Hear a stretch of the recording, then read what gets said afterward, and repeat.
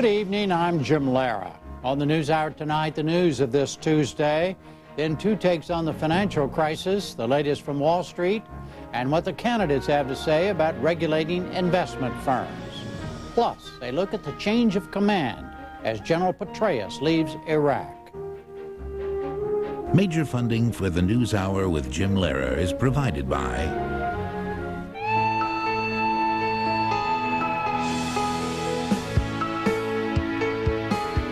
With hard work and careful planning, Pacific Life can help you retire the way you want to, with mutual funds and life insurance, and with annuities that can guarantee an income for the rest of your life. Your financial professional and Pacific Life can help you reach your retirement goals. Pacific Life, the power to help you succeed. With soaring energy prices and global climate change, there are good reasons for believing in wind. Wind energy is clean and plentiful, and it answers the call for sustainable ways to create the electricity we need. We know because our sole focus is developing technology that uses the energy of the wind to generate electricity. America has some of the world's most abundant wind resources, and Vestas is here to help harness them. Chevron. The William and Flora Hewlett Foundation, working to solve social and environmental problems at home and around the world. And with the ongoing support of these institutions and foundations. And this program was made possible by the Corporation for Public Broadcasting and by contributions to your PBS station from viewers like you. Thank you. The nation's financial markets remained uneasy today after Monday's meltdown. Business and government leaders, along with investors, watched and waited to see if another giant firm would fall. The huge insurance company, AIG, struggled to raise at least $70 billion in new capital, and another large investment bank, Goldman Sachs, reported profits fell 70% in the third quarter. In a Washington speech, a top Treasury official again urged calm. He said it will take time to stabilize things. Progress, as we've already seen, will not come in a straight line, and there will be bumps along the road as we make progress. The events of the last few weeks are evidence and are important and necessary steps to work through the uncertainty and turmoil in our markets and to minimize their impact on the rest of the economy. The Federal Reserve today pumped another $70 billion into the financial system, but it left a key interest rate unchanged at 2%. That rate applies to overnight loans between banks. The Fed said it's balancing strains in the system against the risk of inflation. The day's news pushed the stock market one way and then another. In the end, it recovered some of yesterday's 500-point loss. The Dow Jones Industrial Average gained 141 points to close at 11,059. The NASDAQ rose 28 points to close at nearly 2208. We'll have more on the financial fallout right after this news summary. In the presidential campaign, the candidates sparred today over how to ease the financial crisis. Republican John McCain called for a blue ribbon group to investigate. He said, "We need a commission to figure out what went wrong and how to fix it, and I know we can do that, and I'll do it." But Democrat Barack Obama dismissed that as passing the buck. He said, "We know how we got into this mess. What we need now is leadership that gets us out. I'll provide it. John McCain won't." We'll have more on the campaign later in the program tonight. The death toll from Hurricane Ike and its remnants grew to 47 today across 9 states. Nearly 2 million people in Texas remain without power, and 30,000 were in shelters. Scores more were evacuated in the Midwest on flooding fears. NewsHour correspondent Kwame Holman narrates our report. The rip of chainsaws reverberated up and down the Texas Gulf Coast as cleanup crews got to work. Aid distribution centers were set to quadruple by the end of the day to 60, handing out water and other basic necessities. Debris stretched as far as the eye could see along the coast, and about 250 people who rode out the storm on battered Bolivar Peninsula were ordered to leave. Others went home to see what was left. Bayou Vista, Texas is on Galveston Bay. It's devastating. And we had friends that stayed, and they were up in their cabins, and we didn't know if he was alive or dead or... President Bush got his own view of the disaster zone today, flying over the crippled coastline. And he walked around Galveston hand in hand with Mayor Lyda Ann Thomas. Her city could be closed for more than a month. But she told residents they can come back briefly to assess the damage, and thousands of people jammed the main highway trying to get in. I'm sorry to say that I cannot say, come on home and stay here. But I can say that I do want Galvestonians to come and look at their property and assess what they need to assess, go back at 6 and come back the next day. It's the best we can do right now. Earlier at a hangar in Houston, the president appealed to all Americans to help. It is very important for our citizens to support the American Red Cross. You can get on the webpage and find a way to contribute. You know, I hope the country does not have disaster fatigue. The Red Cross is a vital part of helping people recover. The scope of this disaster stretched far and wide, with flooding across the Midwest as the Missouri, Mississippi, and Illinois rivers rose. In Ohio, 700,000 homes and businesses still were in the dark. Contract utility workers were recalled from Texas to help restore power. Gasoline prices edged up again today as a number of Texas refineries remained closed after the hurricane. The national average topped $3.85 a gallon. But the cost of crude oil kept coming down. The price in New York fell more than $4.50 to finish just over $91 a barrel. Oil has now given up all of its gains for the year and then some. The House headed toward a vote this evening on new offshore oil drilling. Democrats pushed a bill to allow drilling 50 miles beyond the Atlantic and Pacific shores if the states approve. House Speaker Pelosi called it a compromise and said it presents a clear choice. Big oil status quo or a change for the future to take our country in a new direction. Republicans must set aside their drill-only mentality and embrace the provisions of this legislation, which is balanced, which is comprehensive, which respects the needs of the consumer, the imperative that we are energy independent. Republicans insisted the measure is a hoax. Congressman Mike Pence of Indiana said it has so many restrictions it won't make any difference at all. The drill nothing Congress has brought a bill that actually includes basically drill almost nothing provisions. They say yes to drilling, but not in Alaska, not in the Eastern Gulf, and not within 50 miles. On behalf of our constituents who are struggling under record gasoline prices, end this charade. Stop playing politics with America's energy independence. The Republicans favored a much broader bill to allow drilling as close as 3 miles from shore. The U.S. commander who led the military surge in Iraq stepped aside today. Army General David Petraeus handed control to his deputy, General Ray Odierno, in a ceremony outside Baghdad. Petraeus called him the perfect man for the job. Odierno praised the progress in Iraq since the surge began, but he acknowledged the work is far from done. We must assist the government of Iraq to build a more secure, stable, and prosperous nation. And we must do all of this with our Iraqi partners out front, in the lead, taking charge of their country. For this struggle is ultimately theirs to win. The road ahead will not be easy, and progress may sometimes be slow, but we will persist. Petraeus will now take over the U.S. Central Command, which is responsible for operations across the entire Middle East. We'll have more on Petraeus later in the program tonight. The U.S. commander in Afghanistan called today for another 10,000 American troops there next year. That's in addition to 3,700 to arrive in January. Right now, the U.S. force in Afghanistan totals 33,000. But General David McKiernan said, "We don't have sufficient forces here, so there is a greater reliance on air power."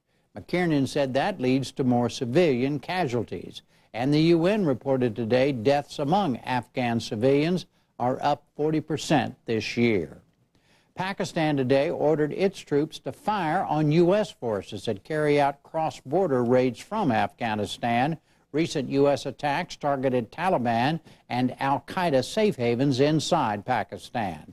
Today's order came as the chairman of the U.S. Joint Chiefs made an unannounced visit to Pakistan.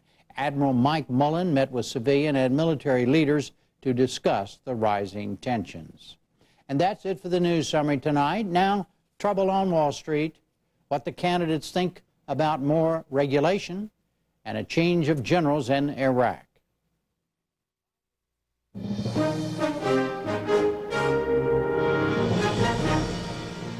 Margaret Warner has our Wall Street story. It was another anxious day on Wall Street. After Monday's Lehman Brothers bankruptcy and the sale of Merrill Lynch, concerns shifted to whether the credit crisis might claim an even larger victim. The insurance giant American International Group, or AIG, saw its stock price sink further after agencies slashed its credit rating last night. That sent AIG scrambling to raise tens of billions of dollars in new cash to shore up its position, as Wall Street watched nervously. I have directed our superintendent of insurance, New York Governor David Paterson, who yesterday authorized AIG subsidiaries to loan its parent company $20 billion, said this morning that the company could survive only one day without additional financing. There was other bad news. The investment bank Goldman Sachs, which has been involved in industry efforts to save AIG, reported third-quarter profits 70% lower than last year. And the nation's largest savings and loan, Seattle-based Washington Mutual, had its bond rating slashed to junk status amid concerns over its mortgage-related losses. Yet after dropping more than 500 points yesterday, the stock market today seesawed between negative and positive territory, even after the Federal Reserve declined to cut a key interest rate. In Washington, Treasury Undersecretary David McCormick said righting the financial markets long-term depends heavily on stabilizing the housing industry.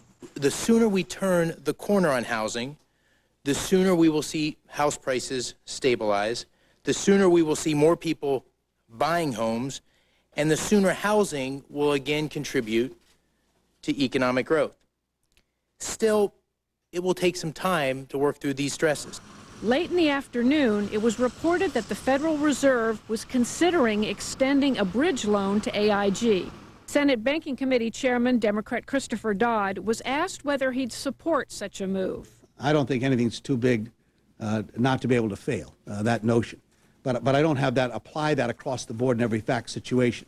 Tell me why this situation deserves that kind of infusion of support, whereas Lehman Brothers did not. I'm willing to listen. I'm skeptical, I'll tell you quite candidly, but I'm willing to listen. But I want to have them come to me as they're thinking about it, not announcing it and expect us to necessarily go along with it. The day on Wall Street ended with the Dow up more than 140 points. And for more on today's developments and the turmoil continuing to ripple through the financial system, we turn to two people covering it all. Greg Ip is the U.S. economics editor for The Economist magazine, and Joe Nocera is a business columnist for the New York Times. Welcome to you both. Greg, first tell us what's the latest on the effort to find an infusion of capital for AIG?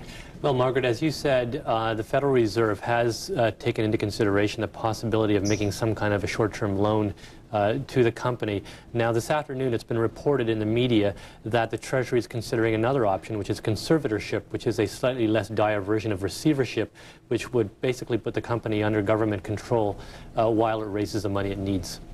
And Joe, why is everyone so concerned about AIG? Is there something about its role in the markets or in the marketplace that makes its survival more essential than, say, Lehman Brothers? Well, actually, yes. It is. First of all, it's a much bigger institution. Secondly, it's an insurance company. It has tentacles everywhere, and it affects a lot more people. Third, it has something on the order of $440 billion in insurance products such as credit default swaps, which are being used to insure other people's risks. So if AIG were to fail, it would have a ripple effect that would be dramatic, potentially, and would go far beyond Wall Street, across the country, and potentially have a global effect. So people are worried about AIG in a way they weren't really with Lehman Brothers. So, Greg, with all of this angst about Washington Mutual and AIG in the other order, and the Fed not lowering the interest rate today, why did the market end up up? Well, first of all, it didn't make back even half of the big drop it took on Monday, so let's not get too carried away. But also, the reports late in the day that the Treasury might be considering some form of help, or the Federal Reserve might be extending some kind of a loan, gave some optimism that, in fact, AIG would not end up in bankruptcy. And what was the Fed's, how did you parse what the Fed said about why it decided to leave the interest rate unchanged? Well, going into this weekend before the Lehman bankruptcy, there was no expectation at all that the Fed would cut interest rates. In fact, all the debate was when will they start raising them, given that there are inflation concerns out there. Clearly, the disruption to the markets that has occurred in the last few days have increased the risks to the economic outlook. The message from the Fed was they don't yet see enough to conclude that the outlook has been so severely downgraded that a rate cut is necessary. But if you read the language of the statement really carefully, they're clearly more pessimistic than they were a month ago. They've said they have significant concerns about risks to the economy, that there have been severe strains in the financial markets, unemployment has risen a lot, and they added a word near the end which gave me the sense that they will not rule out the possibility of lowering interest rates before their next meeting if these disruptions in the markets do become quite severe. Let's look at the deeper problems behind this. And Joe, you had an interesting, a provocative column in the Times today in which you likened Wall Street to Main Street and said it was a problem of denial. What did you mean by that? Well, all through this, one reason this crisis continues to accelerate and won't stop is that it's very, very hard for Wall Street to acknowledge how much these mortgage securities have dropped and how little they're worth. And the analogy I was making is to someone who wants to sell their home in a down market, and you see the value of your home going down, but it's really hard to price your house at a price that would allow people to buy it, because you're kind of holding on to the idea that it has more value. And in a very simplistic way, that's very, very much what's happened at Bear and Lehman Brothers and a lot of other institutions that have had just a hard time pricing these illiquid, and they are pretty illiquid these days, securities, appropriately, and then taking the appropriate write-offs. And is that, Joe, because they really don't understand the mortgage-backed securities, these various products, or because just psychologically they can't bring themselves to do it? Well, part of it, don't forget, is that the market has paralyzed for these securities. Nobody wants to buy them. So there's a lack of liquidity. So you can't, you can't mark to market, as they call them. You can't price them by trading them. You have to price them by gauging what you think they're worth, in a potentially liquid market. I don't know quite how else to describe it. So there's a little bit of delusion here. There's a little bit of wishful thinking, and in some cases there may be a little bit of dishonesty. What's your view of this, Greg? Do you think that they really are like imprudent homeowners?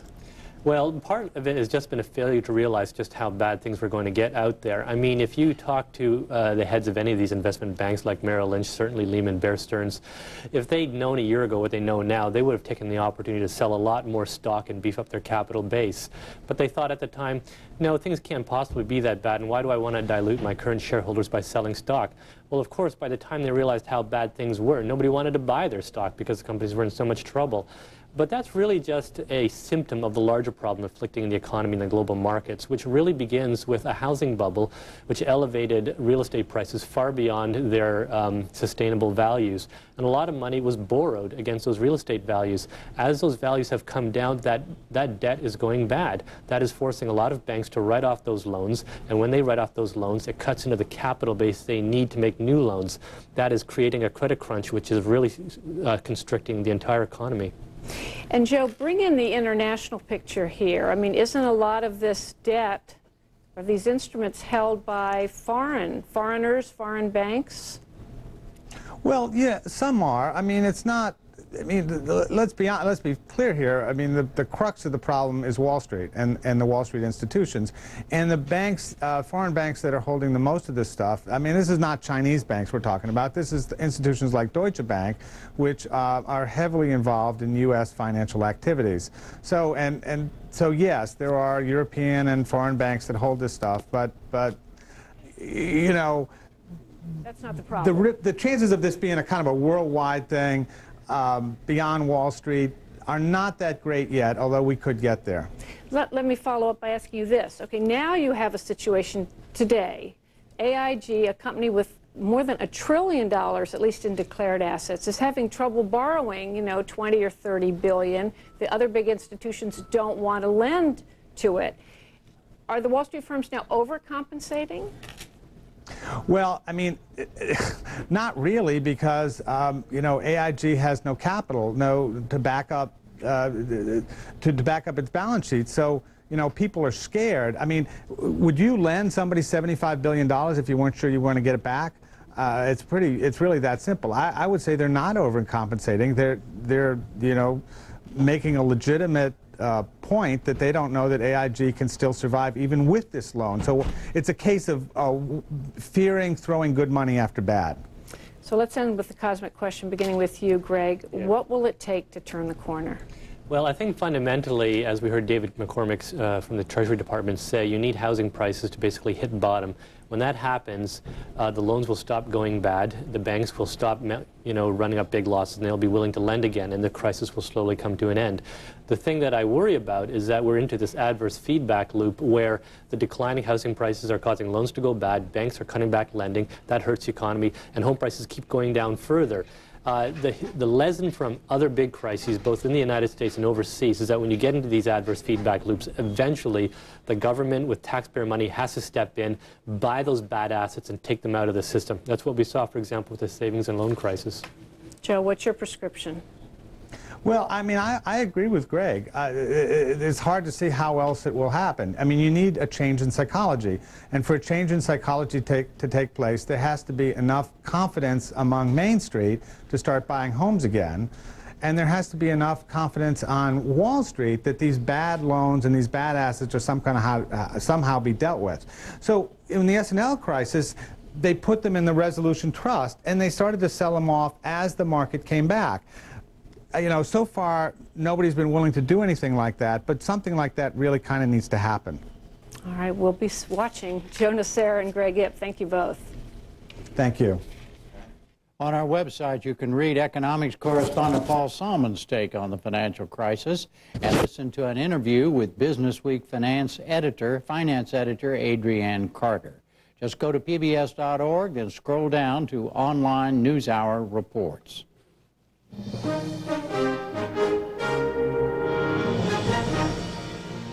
Next, where the presidential candidates stand on federal regulation of the financial system, Judy Woodruff has that story. The tremors on Wall Street have also sent shockwaves through the race for the White House, with both nominees hitting the trail today to advocate more effective government regulation of financial markets. John McCain spoke this afternoon in Tampa. Too many firms on Wall Street have been able to count on casual oversight by regulatory agencies and government. And there's so many of these regulators that the responsibility for oversight is scattered, unfocused, and ineffective. We don't need a dozen federal agencies doing the job badly. We need the best federal agencies to do the job right.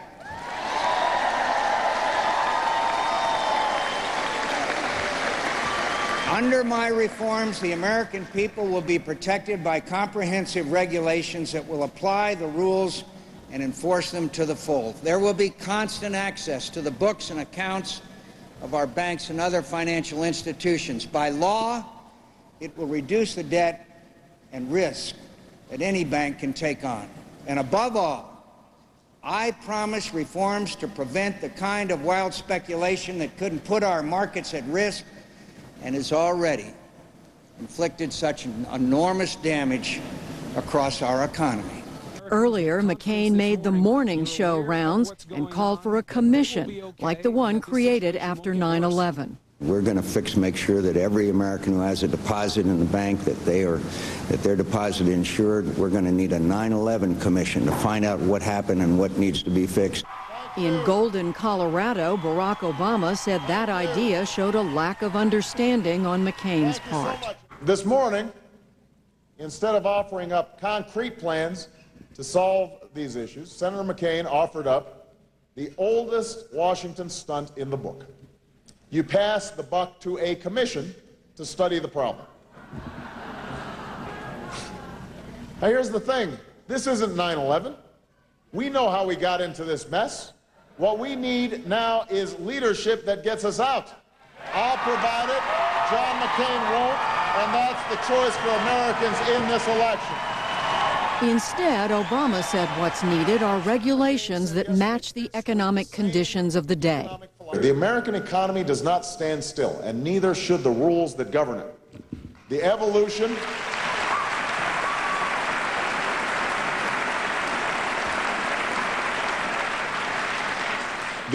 of industries and new financial instruments often warrants regulatory reform to foster competition and lower prices, or to replace outdated oversight structures.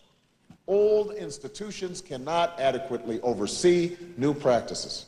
Old rules may not fit the roads where our economy is leading. But instead of sensible reform that rewarded success and freed the creative forces of the market, too often we've excused an ethic of greed, corner cutting, and inside dealing that threatens the long-term stability of our economic system. This is not the first time talk of financial regulation has surfaced in the campaign. In March of 2007, Obama wrote a letter to Federal Reserve Chairman Ben Bernanke and Treasury Secretary Paulson, urging them to convene a summit of mortgage lenders, federal regulators, and government agencies to address the impending home foreclosure crisis. By contrast, McCain has been more reluctant to embrace government intervention.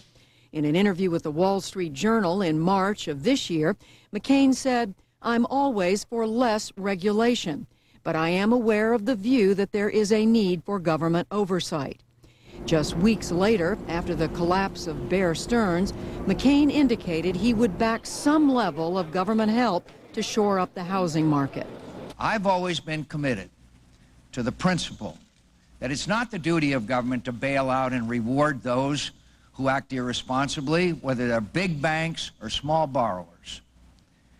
Government assistance to the banking system should be based on solely preventing systemic risk that would endanger the entire financial system and the economy. In our effort to help deserving homeowners, no assistance should be given to speculators. That same week, Barack Obama laid out his plans for overhauling financial regulation and argued that government oversight and free markets should not be at odds. Our history should give us confidence that we don't have to choose between an oppressive government-run economy and a chaotic, unforgiving capitalism. It tells us we can emerge from great economic upheavals stronger, not weaker. But we can only do so if we restore confidence in our markets, only if we rebuild trust between investors and lenders, and only if we renew that common interest between Wall Street and Main Street that is the key to our long-term success. What's clear is that both nominees will continue to be asked about regulatory solutions as many Americans increasingly look to the government for answers to the financial crisis. We're joined now by economic advisors to both presidential campaigns. First, Robert Reich, an advisor to Senator Obama. He served as Secretary of Labor under President Clinton and is now Professor of Public Policy at the University of California, Berkeley. Secretary Reich, good to see you again. First of all, does Senator Obama think that the current crisis could have been avoided with greater government oversight and regulation? Yes, Judy. Since February 2006, in fact, Senator Obama has been pushing for strengthening regulation, strengthening capital requirements, making sure there are anti-fraud provisions with regard to lending to consumers who want mortgages. The Senator has been very, very active sponsoring legislation, trying to push the administration in this direction. And absolutely, yes, we need regulation. This is a vastly under-regulated market. And even where we have regulation, where the Securities and Exchange Commission ought to be policing against market manipulation, the Senator has found and is promising to do something about it, that the SEC is understaffed, has not been given the proper resources to prevent market various manipulations. Give us an example of a kind of regulation that he thinks should be in place right now, given this crisis. Well, the basic issue here is transparency. A lot of people, whether they're investors or lenders or even other banks, don't believe that the numbers on a particular security really accurately reflect what's underneath that security. So the number one goal has got to be disclosure. And the number two goal is to make sure that there are capital requirements sufficient with regard to investment banks and unregulated institutions right now to meet their obligations if, in fact, there is a downturn. Right now, obviously, they don't have adequate capitalization, not adequate liquidity requirements. So beyond number one, disclosure and capitalization and liquidity requirements, there is also conflict of interest. And the Senator has pointed to and wants to investigate the conflict of interest between, for example, credit rating agencies and the issuers who pay them to rate their issues. Regulation is not a dirty word when it comes to protecting investors and protecting the public. And unfortunately, John McCain has been anti and deregulation, a proponent of deregulation for years. Well, that's what I was going to ask you. What is the main difference, as you see it, between the approach of Senator Obama and Senator McCain on this?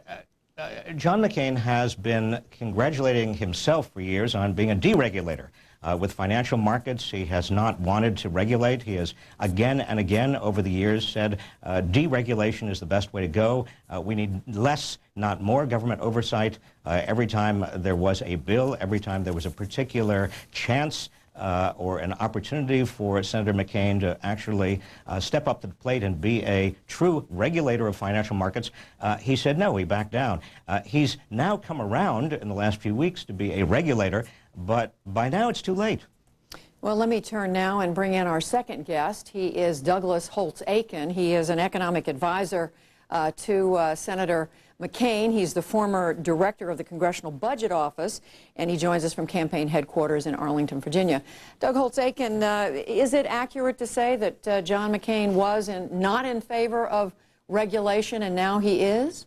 No, that's not accurate at all. You can go back to 2002. John McCain gave a very lengthy and detailed speech at the National Press Club addressing what was then the issues that were associated with Global Crossing, WorldCom, and Enron.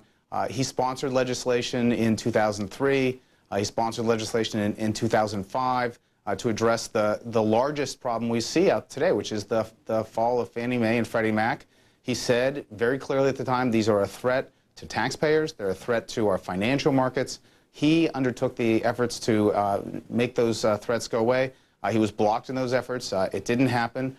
There's a lot of blame to go around, quite frankly. There are Democrats, Republicans on both sides who have let this situation get to the point where we have the toxic mess we face now on Wall Street. And John McCain is committed not just to the specifics of legislation, but changing Washington, working with partners on either the Democratic side or the Republican side so that we can actually address the great problems that face Americans instead of sticking to partisan battles and party affiliations. He's also on the record, I believe, going back to the mid-1990s as opposing excessive government regulations. At one point, he even favored a moratorium on regulations. Now, help us understand how that squares with what you're saying that he wanted to have done. It's appropriate to oppose excessive government regulation. The goal is to have markets work efficiently. They need regulations. They need a framework within which to operate. That framework's badly out of whack and needs to be changed. When there's too much regulation, John McCain recognizes it, balances it, and favors loosening it. That's not the situation we find ourselves in. He voted to get rid of the Enron exception to the bill that passed in 2000. He's been trying to push Fannie Mae, Freddie Mac, and now broader financial regulation. You know, Americans should be able to get out of bed and know that they have safety and soundness for their financial institutions. They have protections against market abuse. That corporate governance doesn't allow CEOs to walk away from failed institutions with millions of dollars, and that the system is sound and stable, and that should be the objective.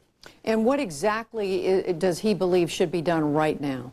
Well, as you know, he has today proposed that we assemble a 9/11 commission as a first step. Let's get some experts to step back from the heat of the moment and really study comprehensively what needs to be done. We've got this patchwork quilt of regulators. Let's see what it should look like. And then let's get real legislation through the Congress. And I think that's the thing where his approach will stand out. He is the only candidate in this race who has reached across party lines at moments that were tough, cast votes against his narrow political interests to solve big problems. This is a very big problem. He and Governor Palin are coming to Washington to solve exactly these kinds of issues. Robert Reich, let me bring you back into the conversation now. You've heard Doug Holtz-Eakin say that John McCain was for regulation, but in an appropriate manner, not an excessive amount of regulation. Well, Judy, everybody's in favor of appropriate regulation. When John McCain was head of the Senate Commerce Committee over the past few years, it was just deregulation, deregulation, and deregulation. As Douglas Holtz-Eakin just said, John McCain wants to refer to a commission. Well, that's Washington shorthand for doing nothing, I'm afraid. We've had commissions after commissions after commissions looking at this problem. Look, at basically, John McCain's whole record is in favor of a lot of these big companies and a lot of these big investment banks. By contrast, Barack Obama's economic approach is bottom-up. Don't give big tax breaks to the big corporations. Don't give even more tax breaks on top of those that the rich have already got from the Bush administration. Don't simply push further the Bush administration's agenda for the economy because it doesn't work. Barack Obama says instead of top-down economics, let's have bottom-up economics, protecting investors, protecting little guy, protecting jobs, protecting Main Street, helping people with tax breaks that go to them, helping people with education and health care that goes to them. You couldn't have two more dramatically contrasting economic philosophies. Doug Holtz-Eakin, specifically the point about the 9/11 Commission, the argument from the Obama campaign that, Sure. that's not needed. Well, this is, sadly predictable. I think if you look back, you'll see Barack Obama said many very favorable things about the 9/11 Commission, but it's politically expedient to attack John McCain now. That's what they've done for the past 2 days. We're in a crisis. It's time to take serious measures and to talk about them. John McCain is talking about the issues today. He's talking about cleaning up the mess on Wall Street. But past that, we have to make sure that Wall Street doesn't just threaten Main Street. We have to make sure that Main Street's taken care of in other ways. Take care of the small businesses that have this year created 300,000 jobs in America in a very bad economy. Let's not hit them with an excessive health care mandate. Let's not cut off their access to international markets with playing games with trade. Let's not have an energy policy that doesn't allow them to grow. And let's not have tax policies that raise taxes on them and end up with people out of work. We need a solid foundation for America's future. That foundation is a job for middle-class Americans. That foundation is the one John McCain is building for them, but he's not going to let that foundation be threatened by a Wall Street that's been out of control for years. It's controls on Wall Street and a foundation for Americans. That's the package. Robert Reich, I want you to respond, and then I have another question about regulation. Well, look, you have only to look at these two men and what they have stood for and what they are standing for in this campaign. I mean, the rhetoric sounds great. John McCain is describing himself as a kind of born-again populist representing the working people of this country. But look at his tax policies. His tax policies that he is advancing are tax policies that, by every neutral observer, everybody who has looked at this, Judy, are helping the rich. More corporate tax cuts, not for ordinary people, by contrast to what Barack Obama is doing. Small businesses, we just heard the representative of the McCain campaign saying that Barack Obama wants to raise taxes on small business. That's an example of a complete misinformation campaign. In fact, Barack Obama is zeroing out capital gains for small businesses because he understands that small businesses are so critical to this economy. I do want to bring this us back to regulation because that's what's before us today with what's been happening in the financial markets. But Doug Holtz-Eakin, last March, Senator McCain gave a speech in which he called for less government regulation. He said, quote, "Our financial market approach should include encouraging increased capital in financial institutions by removing regulatory, accounting, and tax impediments to raising capital." Again, how does that square with what you and he are saying today? Well, that is one piece of the approach. You certainly want to have a regulatory structure that interacts efficiently with your tax policies, with accounting policies. It's one of the reasons why we have such a mess right now. We have the left hand doing one thing and the right hand doing another. And that statement was in the context of trying to make sure we had efficient capital raising. The fundamental problems that we see right now are problems where, number one, and I would agree with Secretary Reich on this, we have a lack of transparency. People don't know what their counterparties are worth. And past that, there's not enough capital in this system. America has sadly been addicted to debt. Spending's out of control at the federal level. Individuals have been borrowing for homes they can't afford. And we've had a corporate culture that has taken a quick killing approach to it and lent money to people who couldn't afford it. That's got to change. And the regulatory approach is one that will change that. And John McCain stands for that. It's nice for them to talk about what does Senator Obama stand for, but quite frankly, he's switched so much in this campaign on public financing, on town halls, whether he filibuster FISA. He's had 15 different tax plans. The American people don't know where Barack Obama stands. John McCain has a record of doing the things he's saying. Robert Reich, I'm going to give you a chance to respond. Judy, I can't find any sunshine, any difference between George Bush's economic policies and John McCain's economic policies, whether it's regulation or staffing the regulatory agencies or it's tax policy or it's even in a healthcare policy. I mean, it's simply an extension by McCain of the Bush policies. They have failed. John McCain was a leader of the Senate. The Senate was Republican for most of the Bush administration. John McCain, if he wanted to really do something about these regulatory shortfalls, he could have done it. He was head of the Senate Commerce Committee. He could have done it. He did not. And what we're seeing is just a smokescreen right now. I mean, Barack Obama has been dedicated, and you see, again, February 2006, he started down this road of pushing for more regulation of financial markets to protect average people who want to get a mortgage, average people who have a deposit, average people who simply want to get ahead and find themselves stymied because big institutions, big corporations, big finance don't let them. But let me ask both of you finally, and I'll turn to you, Doug Holtz-Eakin, first, and that is you had a situation with the housing crisis where people were being, in many instances, urged, encouraged, pushed into mortgages to buy houses when they could not afford it. Is this something that increased government regulation is always going to be able to stop to protect consumers from themselves and from the market? Well, Senator McCain certainly believes that we should have a Department of Justice task force look into the mortgage origination industry. I mean, it's not that there were individual instances of this. There's a widespread pattern of this, and it should be understood, and those market abuses need to be ended through proper oversight. And he's called for that going back to last March. This is a situation where Americans need to have the government on their side. And the fundamental tenet of this race is who has a track record of going to Washington and looking past their own political self-interest to put the country first, to have a government that works on behalf of the American people. That's what John McCain and Sarah Palin are dedicated to doing. And Secretary Reich, same question for Senator Obama. Is it realistic to expect by regulation to always prevent or rather protect consumers from what the markets are doing? Judy, you can't always protect every consumer, but regulations are necessary. If you don't have them, you're going to have predatory lending. You're going to have all sorts of institutions, financial institutions that take advantage of people. And again, I want to stress, February 2006, when the Republicans were in control of the Senate, Senator Obama sponsored legislation to remove and reduce and end consumer credit fraud with regard to mortgage lending. And where was John McCain? We're going to leave it there. Former Secretary Robert Reich and Douglas Holtz-Eakin of the McCain camp. We appreciate it, both of you. Thanks. Thanks very much.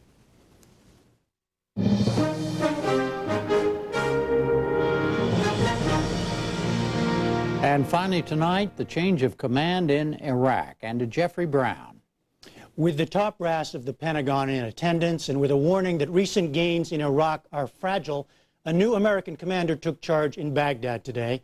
General Ray Odierno fills the position that's been held by General David Petraeus since early 2007. Petraeus, considered the face of the U.S. troop buildup, labeled the surge, will take over the U.S. Central Command, where, among much else, he'll oversee the growing U.S. and NATO war against the resurgent Taliban in Afghanistan.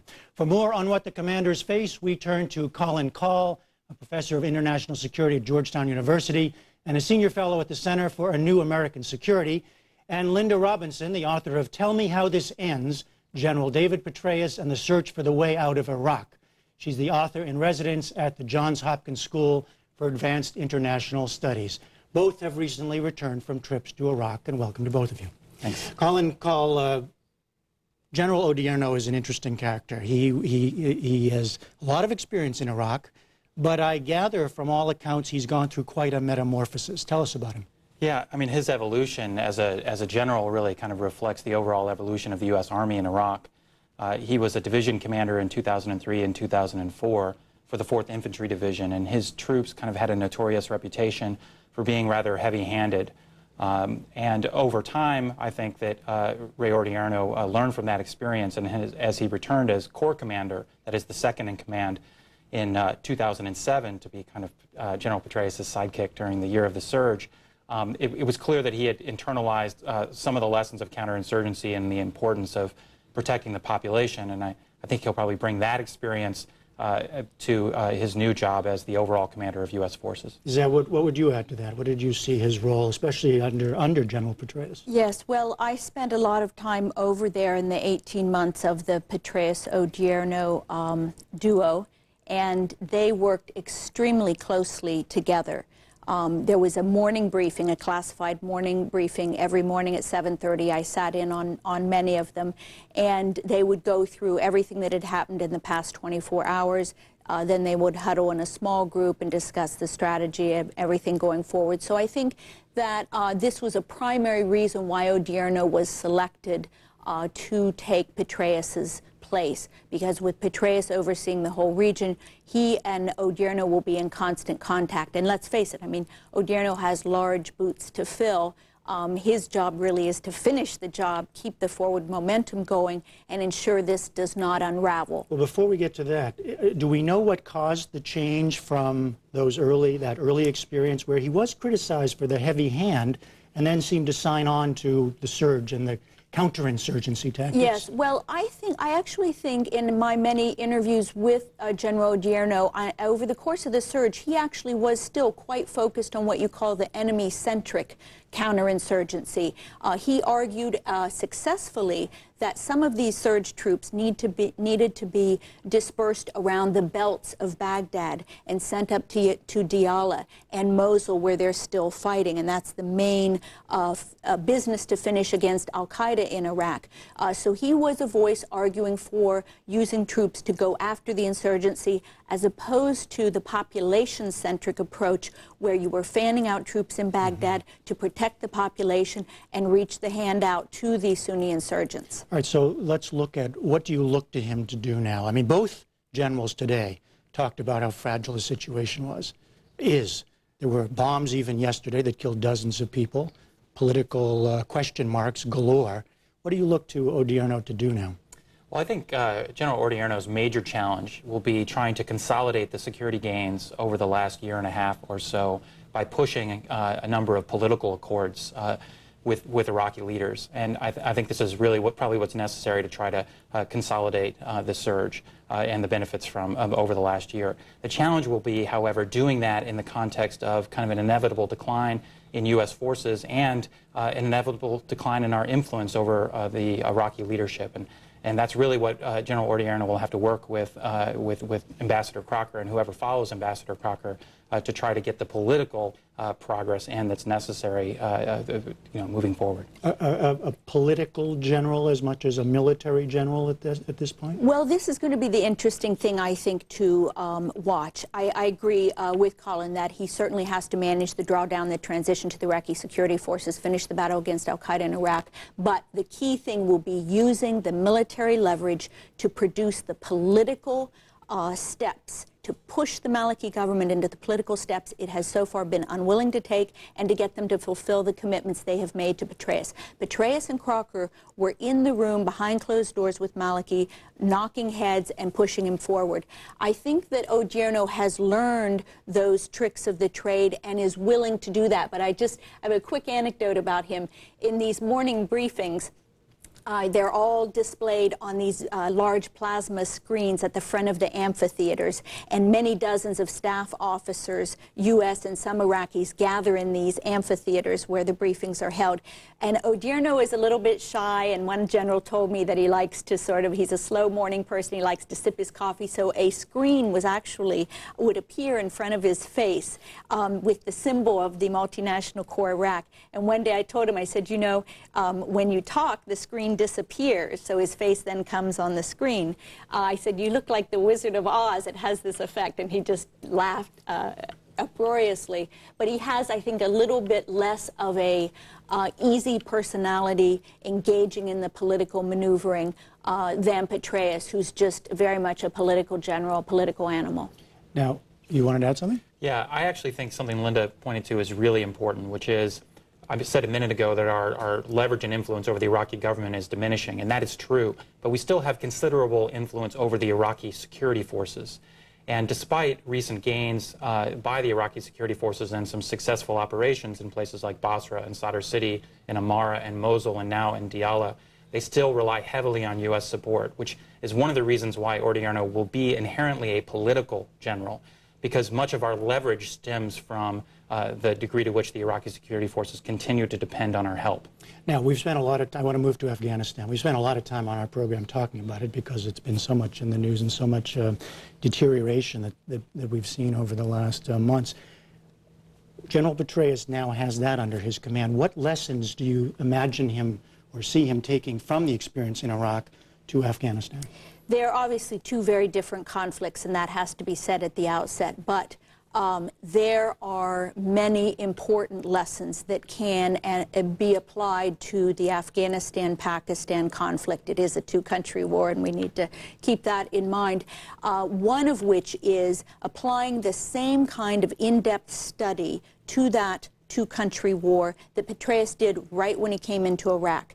He gathered together a multidisciplinary group, not just military people, civilians, academics, diplomats, multinational group, to really study the current state of the war, what is the problem, what's the diagnosis, and he came up with, I think, an accurate diagnosis that Iraq had really degenerated into a civil war, and he had the appropriate policy measures, which wasn't just, there was no silver bullet, and some of the current arguments out there, I really think simplify very much what happened in Iraq to produce the dramatic decline in violence. But I think the first thing he'll do is take... I'd like to go out today somewhere new. I'm on my way, you come too. We'll find a place in the sun. In the sun. We believe good health belongs to everyone, that it's more than some cards you keep in your wallet. It's the air we breathe, the food we eat, the communities we live in. We're Kaiser Permanente, and we're here to spread health. Jeff Merkley? When it comes to world affairs, he's bitten off a little more than he can chew. The country of Georgia. Yeah, the country of Georgia. But when it comes to feeding his own self-interest, Jeff Merkley is an expert. Jeff Merkley voted to give $150,000 in taxpayer money to the World Affairs Council. The group's paid executive director, Jeff Merkley. Jeff Merkley in the U.S. Senate? Now that's a little tough to swallow. The National Republican Senatorial Committee is responsible for the content of this advertising. And now it's a story about art from a man who still uses crayons in the newsroom. Here's Steve Dunn with tonight's Circular File. Red and blue, right? The red and blue, exactly, Deb. Those are my favorite. Yours too? Mm-hmm. Okay. And tonight's Circular File. Oh boy. What time is it anyway? Late. Let's head to the capital of South Carolina, where some unique artists are selling their paintings for surprising amounts of money. A painting by Cha-Cha the Lion at the local zoo already sold for $550, while Pinto the Pig's masterpiece went for $250. Not only are the works from lions and pigs, but snow leopards, sea lions, penguins are getting into the act as well. The zoo curator said it wasn't that hard to get the animals inspired to paint. I have a feeling food had something to do with it. Whatever happened to equal pay for equal work? What are you The saying? pig got half the They money. should have gotten as much as the lion? Yeah. We just feed you and you draw too. Gosh, it's time to go. See you tomorrow, folks. Fisher Communications. Check out Rasmussen BMW's new and certified pre-owned BMW inventory at RasmussenBMW.com. Discover the values and the Rasmussen difference. Special lease and finance options are now available from BMW Financial Services. Spirit Mountain Casino brings you The Great Escape. From September 12th through October 1st, every Wednesday and Friday night, we'll be giving away a Ford Escape Hybrid and $10,000 in cash. That's 6 Ford Escapes and $60,000 in cash to be given away this month. Just use your Coyote Club card every time you play and earn points. Earn double points on Mondays and a better chance to win a Ford Escape Hybrid and 10 grand in cash. The Great Escape from Spirit Mountain Casino. Gordon Smith has let them down. He voted to send our troops to war without proper armor. He extended their tours of duty. And he voted 27 times to cut health care benefits for troops once they return home. Yet he voted himself a pay raise and gets top-notch congressional health care. We all know Gordon Smith was wrong on the war. Now you know he's shortchanging our veterans. The Democratic Senatorial Campaign Committee is responsible for the content of this ad. It's Toyota's National Clearance Event, the perfect time for amazing deals and selection. There's no reason to wait, so head over to your Toyota dealer now, where you can lease a 2008 RAV4 for just $199 a month. Or get 0% financing on Toyota SUVs like Highlander and RAV4. It's the final days of the sales event, so don't miss this opportunity to save big at the Toyota National Clearance Event. Hurry into your Toyota dealer today. I'm Kathleen Taylor. I've been teaching here at Hayhurst for about 18 years. You have to give kids so many more opportunities than just one, because they won't all shine with just one opportunity. Every kid has that little magic part in them. Every student that walks through my door can accomplish everything that they're supposed to accomplish. Quality. What does that mean to you? When it comes to comfort underfoot, it should mean Karastan. For over 80 years, Karastan has been offering rugs in a variety of sizes and styles using 100% New Zealand wool. We also showcase Karastan's complete collection of wall-to-wall carpet styles. We have it all. Hand-tied rugs personally selected from the world's finest markets, each an individual piece of art. Summer sale on now. Check out Rasmussen BMW's new and certified pre-owned BMW inventory at RasmussenBMW.com. Discover the values and the Rasmussen difference. Special lease and finance options are now available from BMW Financial Services. Watch K2 in high definition on Comcast Channel 702.